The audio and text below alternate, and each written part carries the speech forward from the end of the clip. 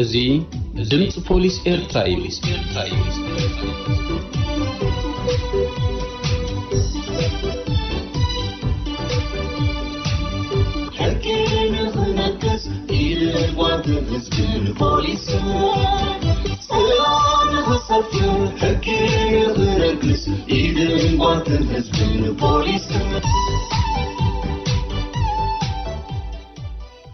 ድምጽ ፖሊስ ኤርትራ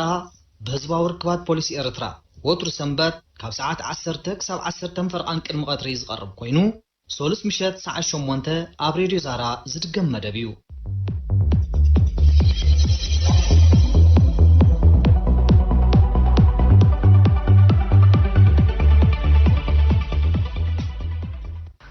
ብሬድዮን ሳተላይትን መደባት ድምጽ ፖሊስ ኤርትራ ትከታተሉ ዘለኹም ክቡራን ሰማዕትና ከመይ ትቕንዩ?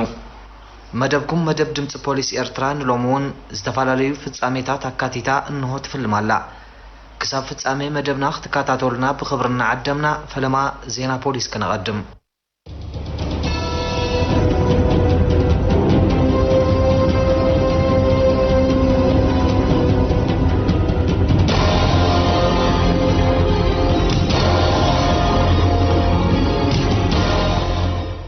ሰላም ከመይ ትቕንዩ ዝኸበርኩም ተኸታተልቲ ድምጽ ፖሊስ ኤርትራ ንሎሚ ዝተዳለወ ሰሙናዊ ሃገራውን ኣህጉራውን ዜናታት ፖሊስ ሒዝናልኩም ቀሪብና ኣለና። ክሳብ ፍጻሜ መደብና ምሳና ክትጸንሑ ብኽብሪ እንዳዓደምኩ ዜና ዘቕርበልኩም ዓወት ጣዕመም። ብሰሪ ጉጉያ ጠቓቕማ ብረት ህይወት ሰብ ዘሕለፈ ኣብ ቀይዲ ኣትዮም።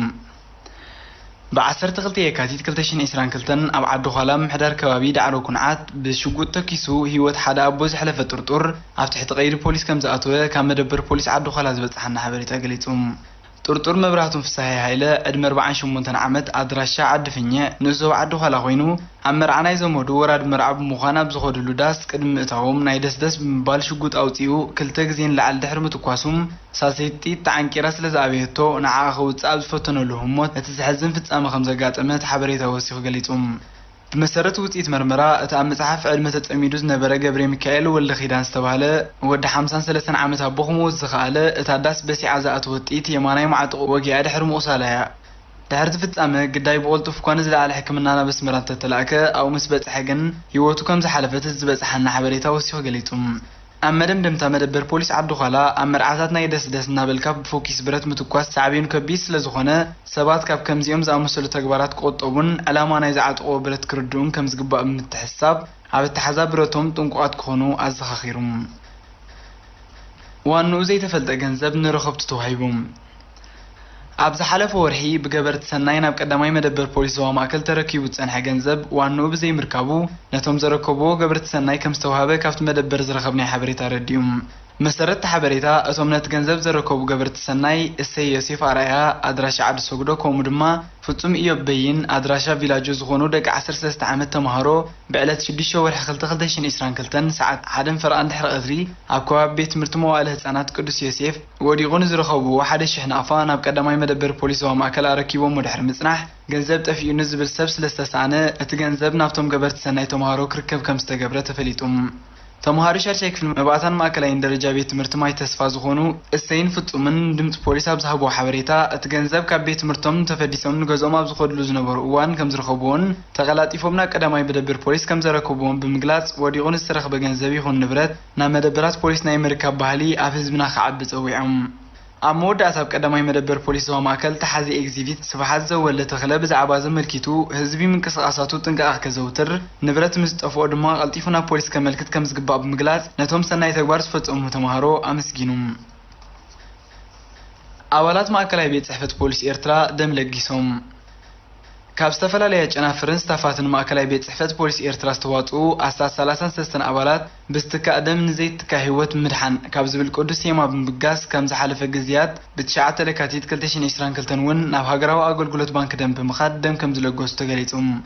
كوميتو ولن توين لقست لما ماكلاي بيت صحفة بوليس تغل هبتن مبرهتهم أبرها اللينا بزهقون حبريتا بوكوب كين كادم ملقاس ناي مجمرياتو بوقسو خمزي كونن أكل ناي تقدم حجز فتأمو سناي تقوار مخانون تحر حجون كم زغط لارديهم نسوم بتوسخي إتم أبالات بولكن بوكوبنا بعمد كسب 4 زيادن كم زلقوس بمحبار دم ملقاس يجاو قديسنا مخانون مجنزاب بتستكادمنا هيوت أحواتنا نحاتنا كندحن تلابيهم እቶም ደም ዝለጎስ ኣባላት ኣብ መወዳእታ ከም ኣባላት ፖሊስ ደም ምልጋስና ኣካል ናይቲ ጸጥታዊ ውሕስነት ዜጋታትና ንምሓዝ ዝተዋፈርናሉ ዕላማ ስለ ዝኾነ ነዚ ሓላፍነት ተሰኪምና ንቐጻሊ እውን ደም ክንልግስ ድልዋት ኢና ክብሉን ድምፂ ፖሊስ ገሊፆም ዝኸበርኩም ተኸታተልቲ ድምፂ ፖሊስ ኤርትራ ዜናታት ውሽጢ ሃገር እዮም ክትከታተሉ ጸኒሕኩም ድሕሪ ዝሓጻር መሰጋገሪ ኣህጉራዊ ዜናታት ይስዕብ $1 ሚልዮን ሰለስተ ናይ ምቾት መካይን ሃጊሮም ፖሊስ ኣውስትራልያ ካብተን ተንቲ ፊናንሳዊ ንጥፈታት ብንዝረኸቡ ሓበሬታ ምርኩስ ገይሮም ኣብ ዘካይድዎ ሰለስተ መድረኻት መርመራ ዘይሕጋዊ ንዝበልዎ ኣስታት $3 ሚልዮን ሰለስተ ናይ ምቾት መካይንን ክህግሩ ምኽኣሎም ምንጭታት ዜናት ሃገር ገሊፆም ኣብ ዝቐረበ እዋን ብዝተኻየደ ተወሳኺ ምፅራይ ንዘይሕጋዊ ዝውውር ገንዘብን ግብሪ መንግስቲ ዘይምኽፋልን ዝእምት $1.2 ሚልዮን ዝሓዘ ኣጠራጣሪ ናይ ባንኪ ሕሳብ ምርካቡ እውን ዝሓበርቶም ምንጭታት እቲ መስርሕ ኣብ መንጎ ባንክታት ኣውስትራልያን ታይላንድን ክካየድ ምፅንሑ ክፍለጥ ከም ዝተኻእለ ኣረዲኦም ኣቐዲሙ እውን ካብ ማዕርፎ ነፈርቲ ፐረዝ ምስ ጉዳይ ምትእስሳር ከም ዘለዎ ዝግመት 42 ዓመት ምስ ዕድሚኡ ገያሻይ ኣብ ክልተ ባልጃታት ዝተዓሸገን ውፅኢት ገበን ምዃኑ ዝእመነሉን $545,000 ብሓገዝ ሓደ ዕሉም ከልቢ ተረኺቡ ምንባሩ ዝፍለጥ እዩ ኣብ ዝቐጸለ መስርሕ መርመራ ዝተረኽቡ ካልኦት ክልተ ጥርጡራት እውን ምስ ክቡራት ዝኾና ሰለስተ መዛወር መካይንን ልዕሊ $1 ሚልዮን ኣብ ትሕቲ ቁፅጥር ምእታዎም እቶም ምንጭታት ወሲኾም ይሕብሩ ዓሚ ኣብ መላእቲ ሃገር ብተመሳሳሊ ኣገባብ ዝተረኽበ $54 ሚልዮን ብላዕለዋይ ቤት ፍርዲ ክህገር ምስተወሰነሉ ብመንገዲ ውሽጣዊ ጉዳያት ተመቓሪሑ ኣብ ምድንፋዕ ስራሕት ምክልኻል ገበን ምዕቃብ ስርዓተ ሕግን ምስኡ ዝተኣሳሰሩ ከምኡ ንጥፈታትን ምውዓል ድማ ተፈሊጡሎም ኣብ ግብፂ ንሓንቲ መምህር ከጥቅዑ ዝፈተኑ ወለዲ ተቐይዶም ኣብ ግብፂ ዳቃሂልያ ተባሂሉ ኣብ ጽዋዕ ከባቢ ተደኪና ትርከብ ቤት ትምህርቲ ኣብ ልዕሊ ሓንቲ ጓል ኣንስተይቲ መምህር ኣካላዊ መጥቃዕቲ ክፍጽሙ ዝፈተኑ 6 ወለዲ ከም ዝተቐየዱ ፖሊስ ተኸባቢ ሓቢሮም ሰብ መዚ ፖሊስ ብመሰረት ዝሃቦ ሓበሬታ እቶም ጥርጡራት ነዚ ስጉምቲ ዝወሰደሉ ምኽንያት መርመራ ብዝካየደሉ ዝነበረ ህሞት ተምሃሮ ክቆድሑ ብምፍታኖም እታ መምህር ናይ መቕጻዕቲ ስጉምቲ ድሕሪ ምውሳዳ ከም ዝኾነ ብምግላጽ ኣብ ልዕልታ በዓልቲ ሞያ ፀርፍን ምፍራሕን ዝተሓወሰ ዕግርግር ከም ዝፈጠሩ ሓቢሮም ኣባላት ጸጥታ ምምሕዳር ዳቃሂልያ ብዛዕባ ፍጻመ ኣመልኪቶም ከም ዝበልዎ እታ መምህር ተምሃሮ ኣብ ነንሕድሕዶምን ካብኦም ወጻኢ ሓበሬታታት ንኸይለዋወጡ ብምባል ተንቀሳቐስቲ ቴሌፎናቶም ብምውሳዳ እቲ ዕግርግር ከም ዝተለዓለ ብምግላጽ እቶም ወለዲ ኣብ ቅድሚ ቀጽሪ እቲ ቤት ትምህርቲ ተኣኻኺቦም ከባቢ ብምርባሾም ኣብ ትሕቲ ቀይዲ ከም ዝኣተዉ ገሊፆም ዳይሬክተር እቲ ቤት ትምህርቲ እቲ በታ መምህር ዝተወስደ ስጉምቲ ሓደ ኣካል ካብ መምርሒታቱ ምዃኑ ብምሕባር በዞም ጥርጡራት ተፈጺሙ ዘሎ ጉዳይ ኣቃሊልካ ዝርአ ከም ዘይኮነ እዩ ሓቢሩ ዘሎም ናይ መወዳእታ ዜና ፖሊስ ከም ዝጠፍአትና ፖሊስ ምልክታት ዝቐረበላ ላምብሬት ተሓይዙ ዝተረኽበ ጥርጡር ብፖሊስ ይቕየድ ኣብ ባንግላዴሽ ከተማ ናኦካሊ 23 ዓመት ዝዕድሚኡ ዝያ ኡዲን ፓርቨዝ ዝስሙ ጥርጡር ነታ ጠፊኣ ዝተባህለት ንብረት እተጓዓዝ ላምብሬታ ክጥቀመላ ብምጽንሑ ምትሕብባር ህዝቢ ክትሓዝ ከም ዝኽእል ሓላፊ ፖሊስ ከተማ መሐመድ ኣክራሙል ሓሰን ገሊጹ እቲ ሓላፊ ፖሊስ ወሲኹ ከብርህ ከሎ እዛ ዋንነት ናይ ሓደ ትካል ዝኾነት ላምብሬታ ተሰሪቓ ተባሂላ ምክትታል ከላ ዝያ ኡዲን ካብ ካልኦት ሰባት ብኽራይ ክትጥቀመላ ብምጽንሑ ዋናታታ ንፖሊስ ድሕሪ ምሕባሮም ኣብ ትሕቲ ቀይዲ ክኣትዎም ዝኽእል እቲ ሓላፊ ፖሊስ ኣነጺሩ እንተኾነ ዝያ ኡዲን ኣብ መስርሕ ምርመራን ፖሊስ ኣብ ዝሃቦ ቃል በቲ ተግባራት ኣዝዩ ከም ዝሰንበደን ንብረት ስርቂ ከም ዝኾነት ኣፍልጡ ከም ዘይነበረን ገሊጹ ንብረት ስርቂ ምሻጥ መሓዝ ወይ ምጥቃም ካብ ተሓታትነት ነፃ ከም ዘይገብር ዝሓበረ እቲ ሓላፊ ዝያ ኡዲን ድማ ንብረት ስርቂ ሒዙ ብምጽንሑ ተኸሲሱ ከም ዘሎ ብምጥቃስ ሰረቕቲ ንምርካብ ኣብ ምክትታል ከም ዝርከቡ ሓቢሩ እዚ ዝኸበርኩም ተኸታተልትና ዜናታት ፖሊስ ኣብዛዚምና ኣለና ምስ ተረፍ መደባትና ንሓድገኩም ብወገነይ ሰላም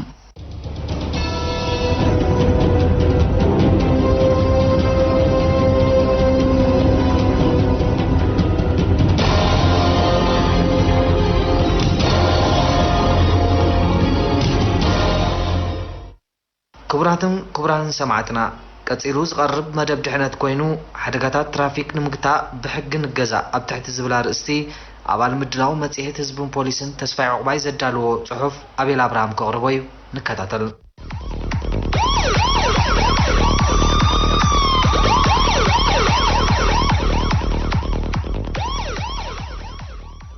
መገዲ ጥዕና ዓመት ኪዶ ዝብል ምስላ ወለድና ምስ ትራፊካዊ ድሕነት ኣብ ዝተተሓሓዘ ንጥፈታት ንጡር መልእኽቲ እዩ ዘለዎ እዚ ድማ መኪና ትኹን ካልእ ተሽከርካሪት መሪሕና ካብን ናብን ኣብ ንንቀሳቐሰሉ እዋን ሃዲእናን ኣስተውዒልናን ክንጓዓዝ ከም ዘለና እዩ ዝመክር እዚ ምስላ እዚ ነቶም ተሽከርካሪት ብናህሪ ምምራሕ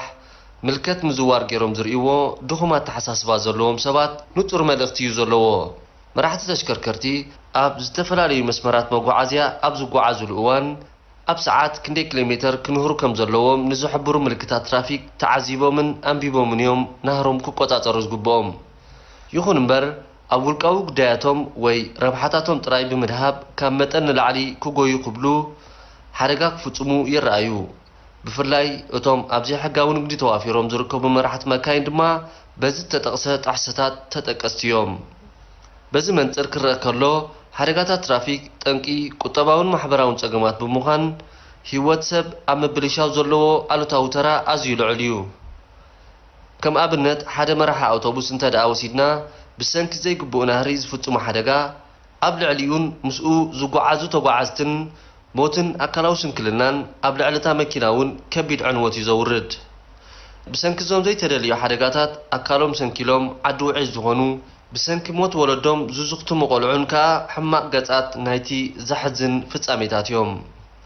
ዝኾነ ሰብ ብዘይ ፍቓድ መምርሒ ፓቴንት መኪና ትኹን ሞተር ብሽክለታ ክንቀሳቐስ ዘይፍቀደሉ ምኽንያት ሓደ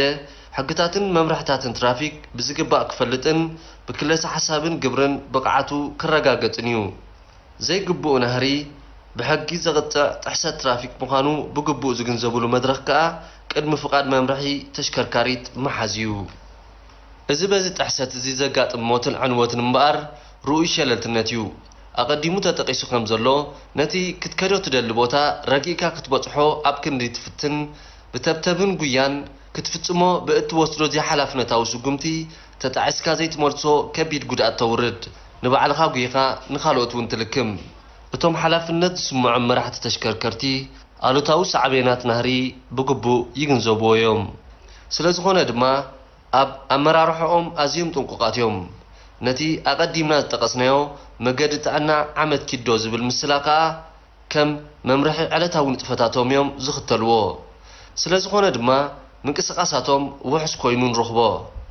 መራሕቲ ተሽከርከርቲ ካብን ናብን ኣብ ዝገብርዎ ምንቅስቓስ ኣመራርሖኦም ህዱእን ጥንቃቐ ዘለዎን እንተደኣ ኮይኑ ንሓደጋ ክቃልዑ ኣይክእሉን እዮም። ዋላ ካልኦት ኣሽከርከርቲ ይኹኑ ኣጋር ተጓዓዝቲ ናይ ዝፍጽሞ ጣሕሰታት ትራፊክ ግዳይ ክኾኑ ዘለዎም ተኽእሎ ኣዝዩ ትሑት እዩ። ምክንያቱ ኣቐዲሞም ብዝወስድዎ ስጉምቲ ነቶም ጠንቅታት ሓደጋ ስለ ዝኣልይዎም። ከይወፃና ኣብዚ ቤታዊ ኣጠቓቕማ ኤሌክትሪክ ዝስዕብ ሓደጋታት ንምክልኻልን ሓፈሻዊ ዝረአ ጉድለታትን ኣመልኪቱ ሽሻይ ተመልሶ ምስ ሓላፊ ንኡስ ጨንፈር ምትሕልላፍን ምክፍፋልን ኤሌክትሪክ ኣቶ በየነ ዮሴፍን ሓላፊት ንኡስ ጨንፈር ዘቤታዊ ኢንስፔክሽን ወይዘሮ ዮርዳኖስ ዕቁባይን ዘካየዱ ቃለ መሕተት ስዒቡ ቀርብ እዩ። ናብ ሙሉእ ትሕዝቱ ኸብለኩም።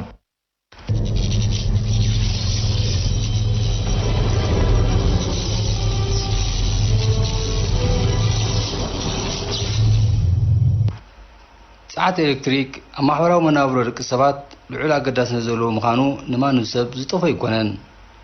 ስለ ዝኾነ ድማ እዩ ኣብ ምጉዳል ብልሰት ኣግራብ ዓብዪ ተራ ዘለዎ ተመራፂ ጸዓት ኮይኑ ዝርከብ። ኣብዚ እዋን እዚ ዝበዝሓ ሃገራት ዓለምና ኤሌክትሪክ ብጀነሬተራት ምጥቃም ቀኒሰን ኣብ ፀሓዊ ጸዓት ኣድሂበን ይሰርሓ ምህላወን እዋናዊ ምዕባለታት ቴክኖሎጂ ዝምስክሮ እዩ። እቲ ቀንዲ ምኽንያት ድማ ብዝተፈላለዩ ብካላታት ንስዕቡ ጥዕናዊ ፀገማት ኣብ ምቕናስ ውፅኢታዊ ኮይኑ ተረኺቡ ብምህላው እዩ። ስለዚ ድማ እዩ ኣብ ከተማን ገጠራትን ዝነብር ሕብረተሰብና ማዕረ ተጠቃምነት ኤሌክትሪክ ከም ዝረክብ ንምግባር ኣብ ዝበዝሐ ከባቢታት ሃገርና ፓሎታት ተተኺሎምን ኣግማል ኤሌክትሪክ ተዘርጊሖምን ንሪኦም ኣለና። ይኹን እምበር ውልቃዊ ረብሓታቶም እንተዘይኮይኑ ረብሓ ህዝብን ሃገርን ዘይንታዮም ዘይሓላፍነታውያን ሰባት ኣብ ፓሎታት ኣግማል ኤሌክትሪክን ካልኦት ናውትታትን ዕንወት ምውራድ ኣብቲ ትካል ዘይተደለየ ክሳራታት የኸትሉ ከም ዘለዉ ሰነዳት ኮርፖሬሽን ዘረጋግፁ እዮም። ምግታእ ናይዚ ሓሊፉ ዝረአ ዘሎ ገበናዊ ተግባራት ንኣባላት ኮርፖሬሽን ኤሌክትሪክ ኤርትራ ጥራይ ዝምልከት ኣይኮነን።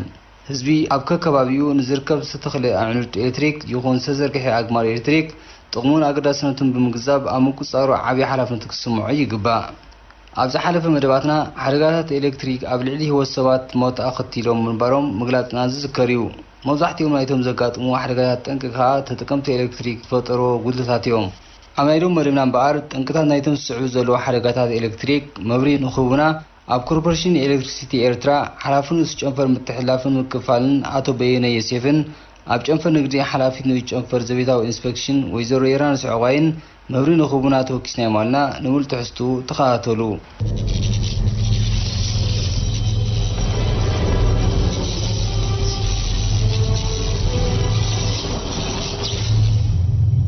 ጠንቂ ናይቲ ኣብ ልዕሊ ህይወት ሰብን ንብረትን ዝስዕብ ዘሎ ሓደጋ ኤሌክትሪክ እንታይ ትብል?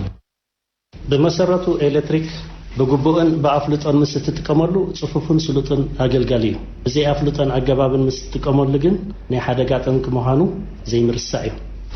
እቲ ጠንቅታት ግን ብዙሒው ኣብዚ ናትና ክፍሊ ኮይና ክንሪኦ ከለና እቲ ጠንቅ ኮይነና ዘሎ እርጋን መስመራት እዩ እቲ መስመራት ተሪእናዮ ካብ 50 እስካብ 60 ዓመታት ንላዕሊ ዝተዘርግሐ መስመራት እዩ እቲ ጉቦ ክሕደሰሉ ዝነበሩ እዋን ብዝኾነ ከምቲ ካልእ ፀገማት ኣይተገብረን ሱብዓቢ ዝረአ ኮይኑ እቲ ሕጂ ኣብዚ መብዛሕትኡ ግዜ ኣብዚ ድሕሪት ዝፍጸም ዘሎ እቲ ሰብ ኣገባብ ገይሩ ዘይምጥቃም ብፍላይ ድማ ሕጂ ብእብረ ንህብ ስለ ዘለና ኣብቲ ትመፅሉ ግዜ ኩሉ ሰብ ክጥቀም ስለ ዝደሊ ጻዕቂ ስለ ዘሎ እዩ ኣብ ገለገለ ቦታታት ብዘይኣፍልጦ ኮርፖሬሽን ኤሌክትሪሲቲ ገመድ ኤሌክትሪክ ካብ ናብ ተዘርጊሑ ይረአ ከዚኦም ዝኣምሰሉ ተሪእታት ጠንቃ ሓደጋታት ክኾኑ ዘሎ ተኽእሎ ሰብ ክንደይ ብርግፅ ነቲ ሰብ ኣይረኣዮን እዩ ብፍላይ ኣብ ክልተ ዶባት ናይ መስመርና ዘሎ ዝተበልካየ ነገራት ይረአዩ ሓደ መስመር በቲ ሓደ እብረ ክረክብ ከሎ ነቲ ሓደ መስመር ካብ በቲ ካልእ ሰዓት እብረ ክረክብ ከሎ እዞም ክልቲኦም ኣብ ጫፍ ዘለዉ ገዛውቲ ሓደ ካብቲ ክለቃቃሕ ይረአዩ እቶም ኣብዚ ክሕተቱ ዝግብኦም እቶም ነቲ ስራሕ ዝሰርሑ እዮም እዚ ካብ ናይ ኮርፖሬሽን ኤሌክትሪሲቲ ኤርትራ ውዕል ወይ ድማ ኣገባብ ወፃኢ እዩ ክግበር የብሉ ግን ሳዕቤናቱ ብዘይምርዳእ እቲ ሰብ ይገብሮ እዩ እዚ ድማ ክልኩል ከም ምዃኑ ሕብረተሰብ ፈሊጡ ዝለዓለ ምትሕብባር ክገብረና ኢና ንፅበ መስመራት ኤሌክትሪክ ኣብ ዝዝርግሕሉ ይኹን ተበላሸው ኣብ ትዕርዩ እዋናት ኣብ ልዕሊ ስራሕኛቶም ዘጋጥም ኣሎ ዶ ብዝተኻለና መጠን ጥንቃቄ ኢና ንገብር ናይ ሴፍቲ ፕሮጀክትራት በትናትና መሰረቱን ኣለና ትዘለና ኣሰራርሓ እናተናበብና ኢና ንኸይድ ከም ምስራሕ ናይቲ ስራሕ ግን ገለ ነገራት ከጋጥሙ ኣይክእሉን እዮም ኣይንብልን ኢና ብርግፅ ኣብ ሂወት እኳ ዘጋጠመ ይብልናን ኣብዚ ናይ ላዕለዋይ ቮልቴጅ ኣሰራርሓ ተርኢና ብጣዕሚ ጥንቃቄ ኢና ንገብር ኣብቶም ሰራሕተኛታት ፎኪስ ሓደጋታት ከስዕብ ይኽእል እዩ እሱ ድማ ኣብ ፓሎ ክንሸራተት ይኽእል እዩ ሰብ ፓሎ ክወጥቀካ ይኽእል እዩ ናይ ኣስካላ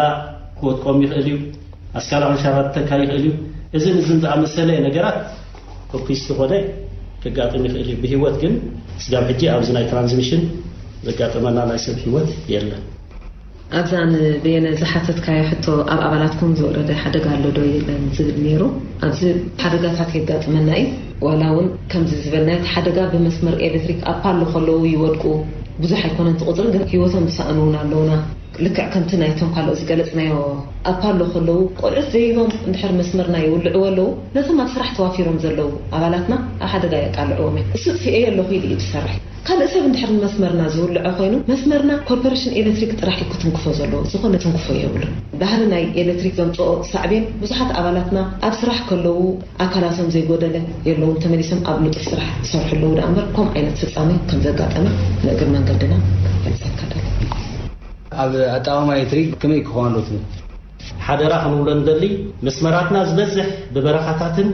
ብከባቢታትን እዩ ዝኸይድ ስለዚ ኣብኡ ዘለዉ ጋሶት ክጥንቀቑ ከም ዘለዎም ኣፍልጦ ክህልዎም ከም ዘለዎ ዝበዝሕ ግዜ ዘጋጥመና ጓሶት ከም ዕላማ ገይሮም ፈነጅል ክሰብሩ ይረኣዩ መብዝሕ ቦታታት ኣብ ልዕል ቮልቴጅ እዚ ከዓ ምናልባት ኣብቲ ግዜ እኳ እንተዘይገበረ ኣብቲ ክረምትን ንጉድን በርቅን ኣብ ዝመፀሉ ግዜ ግን ላሕልሕስ ስለ ዝፀንሕ ወዲቑ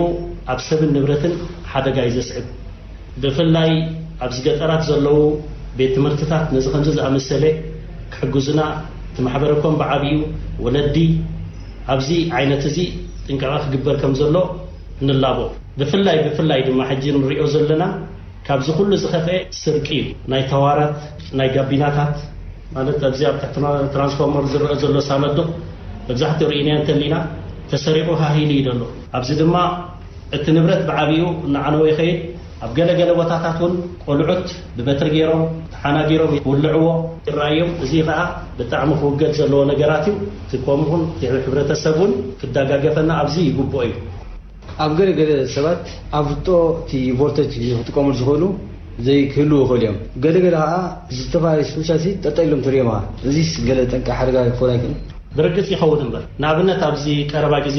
ተሪእናዮ ሓደጋ ክትወግድ ክትብል ኣብ ሓደጋ ይኣትዩ እቲ መስመር ተርዓራዕ ይብል ስለ ዘሎ እቶም ቆፅሊ ከኣሊሉ እዩ ደይብዎ ምናልባት ንእሽተይ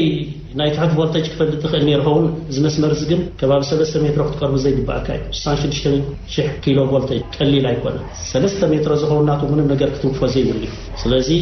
ከምዚ ዝኣመሰለ ሓደጋታት ኣብ ብዙሕ ግዜ ገረብ ኣብ ምቑራፅ ብፍላይ ኣብዚ ናይ ልዑል ቮልቴጅ መስመርናትና ኣብ ታሕቲኡ ምንም ነገር ክግበር ከም ዘይግብኦ ብፍላይ ኣብ ግዜ ክራማት በርቅን ነጉድን ኣብ ዘለዎ እዋናት تمسمر عبي قبل علم خانو 4 ጨንፈር ስለዘለዎ ነጸላ ዘርጊሕካ አው ምዕቃን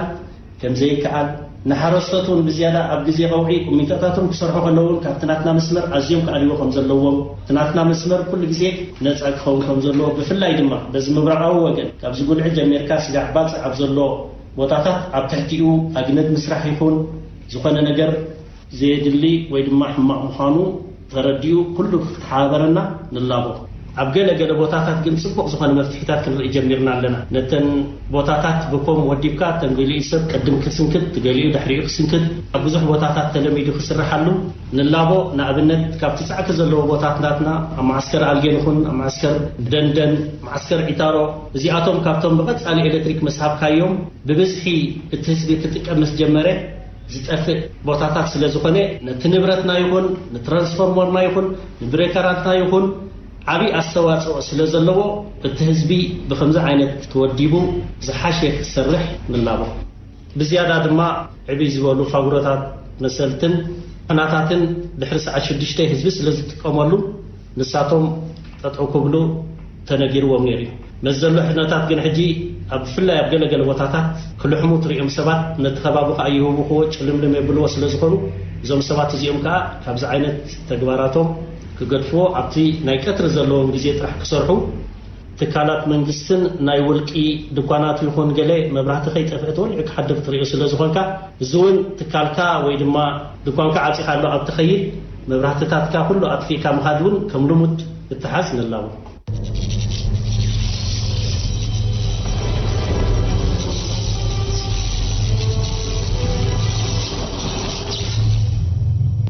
ኤሌክትሪክ አማህራዊ ወድቅ ሰባት እንት ያበርክቶሎት ፍሊ ኤሌክትሪክ ኣብ ኩሉ ሕብረተሰብና ኣብ ኩሉ ህይወትና ኣዝዩ ኣበርክቶ ዘለዎ ነገር ምንጭ ኩሉ ነገር ኤሌክትሪክ ሓንሳ ጠፊእና ኣብ ገዛና ይኹን ኣብ ከባቢና ዘጋጥመና ናይ ምጭናቕ ነገር ኩልና ንሪኦ ኣለና ብፍላይ ኣብዚ ግዜ ዘለና ሕፃታት ናይ ፈነወ ኤሌክትሪክ በብእብረ በብገለ እናበልና ንኸዶ ዘለና ኣብ ሰዓት እዚ ምስ ምዕባለ ናይዚ ዘለናዮ ግዜ ኤሌክትሪክ ህይወት እዩ ተበልናዮ ምግናና ኣይኮነን كم أبنت بزبيتاوي أقولقلت نخيدو مجبي ماي كله كل محاورة أقولقلت إلكتريك تزيل يلا ما إذا خن بالكلنا كن إلكتريك كل جزء تقوموا قد أتوقع معري إلكتريك تقوموا لي دا تقومون بر بزي وحسا جباب بزي وحلولا جباب دحنا تحوس أن فزي تتقيم كله قا بس أنا حنت معت تجبر عشان لتنا تنقول لكن معرنا هيوتن حدا جا ناي مقدعتن زكاة مكان نقدر نقوم تنكنايتي أبيعلي هو السبب نورة سعودة له حركة إلكتريك انتهت. زي كذي تقال جلسي بزي فقط كوربوريشن إلكتريك إيران زمل كتم أكلاتن كم جرب مقرات أبايت مهنات متسجان كم أون بزي حلافنا نا كوربوريشن إيران كله زمل كتم أكلات زلون زلون أبنة إلكتريك زلون نقدر سرح كلها حبرتها زد اليوم أكلات له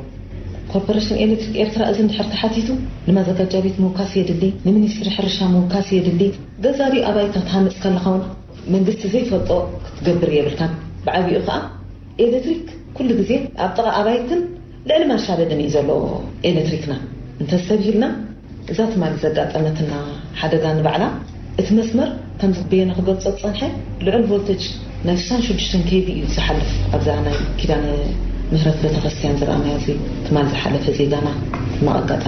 أقاطيمو اتمسمر تبتيون يرو أنت زخون ون ناتو هيوت رح يكون ترفنا زلو نتخبابون أم نبرتون أب هيوتون سعبين من زغنير حجي كل جزء كوربوريشن إلكتريك إيرتراق يتحبره جرب كقرط زيولم تمليسون عنا سلزلنا عبنا أبايتن حروري نتنباري عددا كوربوريشن إلكتريك أكثر سلزخون كل جزء حلفنا زلو أكان عمل كيتكا كدو بتزح مخنياتو سابستيشن بحالو زم بعد بين زلوهم كفلي انترابشن تحاتيتي ورقت زمطو أبينا يبوتا قطفا اللو أبينا يبوتا مسمرناتنا بشرح زلو أبالاتنا أبينا يبوتا اختفاء زلو قديم تحبير يحضر بدحريو نظام زملكوتهم كغصم صنحك أكلات كا دغاف دبدابي صحافهم بدحرزي يو تجرب كقرط زلو إذن ود 5 زم صعبينات كا أب هيوتن أسبن نبرتن حدا جاي يسعد مالتي زي أقدامي تي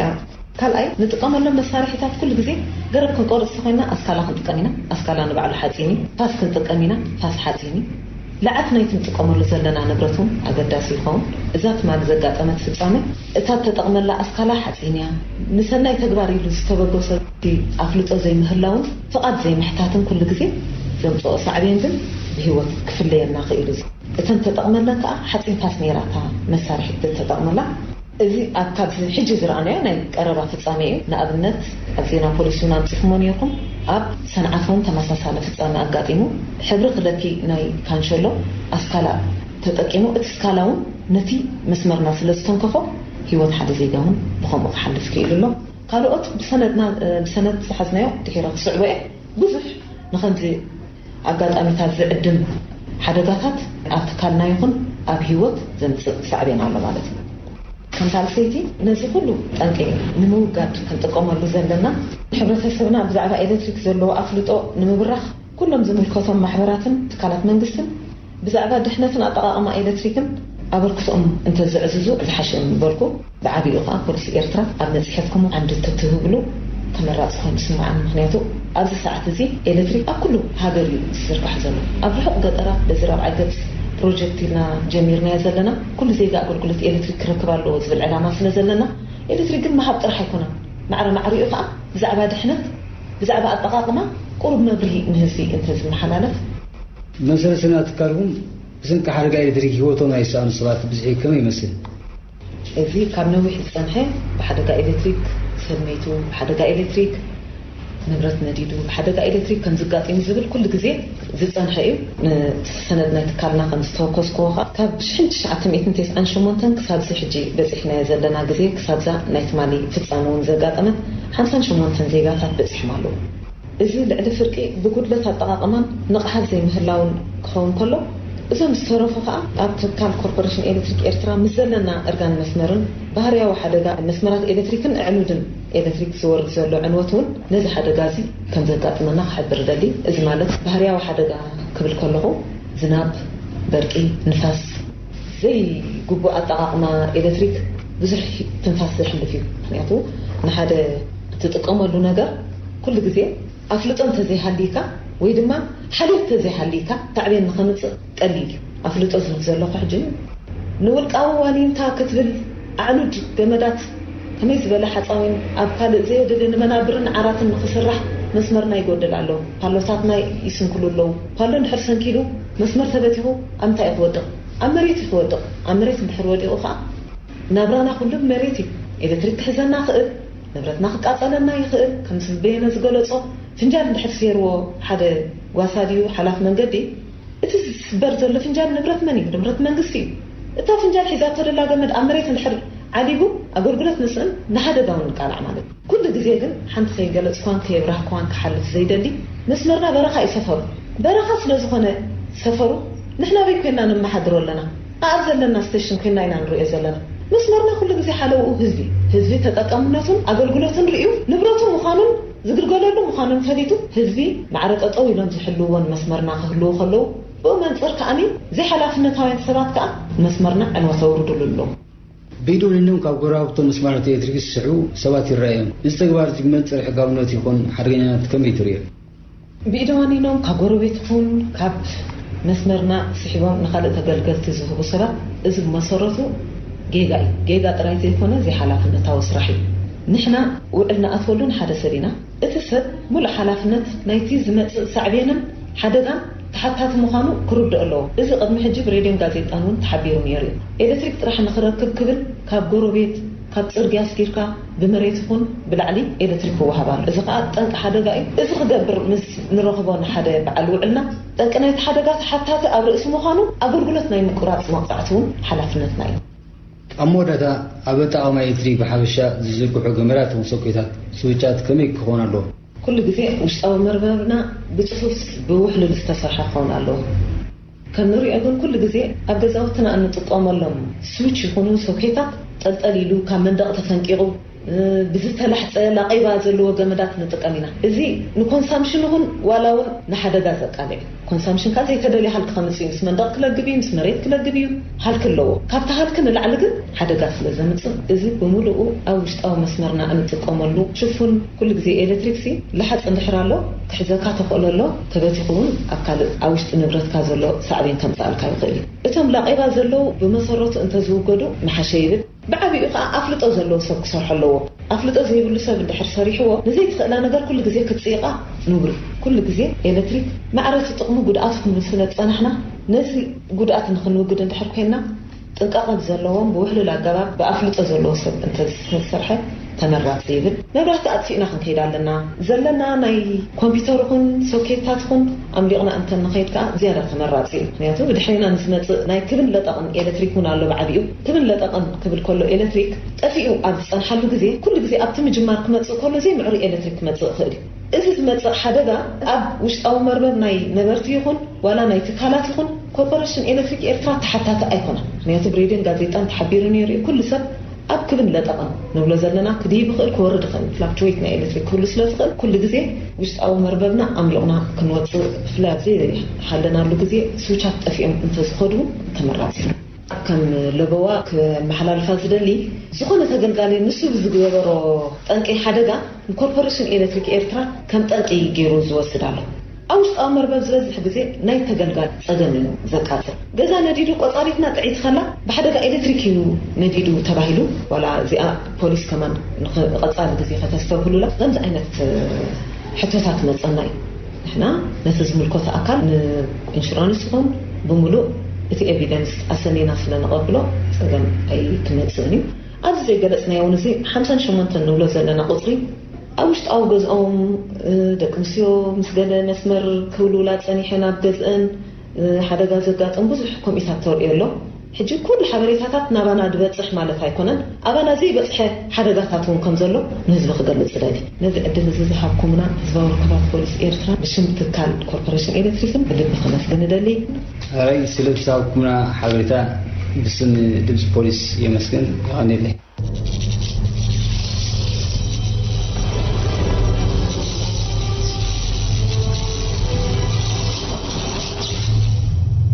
ኣብ ሞደታ እቶም ሓለፍቲ ንኡሳን ጨናፍር ክገልጹ ከለዉ ዝኾነ ሰብ ብዚኣ ፍልጦ ናይቲ ትካል ይኹን በዓል ሙያ ካብን ናብን ገመድ ኤሌክትሪክ ክዝርግሕ ከምዘይብሉን ገመድ ኤሌክትሪክ ዝዝርግሓሉ ቦታታት ውሕስነት ዘለዎ ክኸውንን ከምኡውን ሶኬታት ብዝግባእ ኣመናርክ ክስክዑ ከም ዘለዎምን ኣዘኻኺሮም جخبركم من زخبركن سمعتنا نلوم زبلنا مدبات زوم كتكاتلوم صنحكم يم نيرم ابز متصومن بخاله تحسو حساب دراغب دحن قنيونا بلنا مساهم صنحنا ادالوتنا غربتن كابيتن برهان زكارياس تمسغنتكو ارمياس اسفها شيشاي تمولسو موسى كيدانه ابيل ابرها بوغن موهادن تكنيكن تسفيت جبر ميكائيلن عود تعمنينا سلام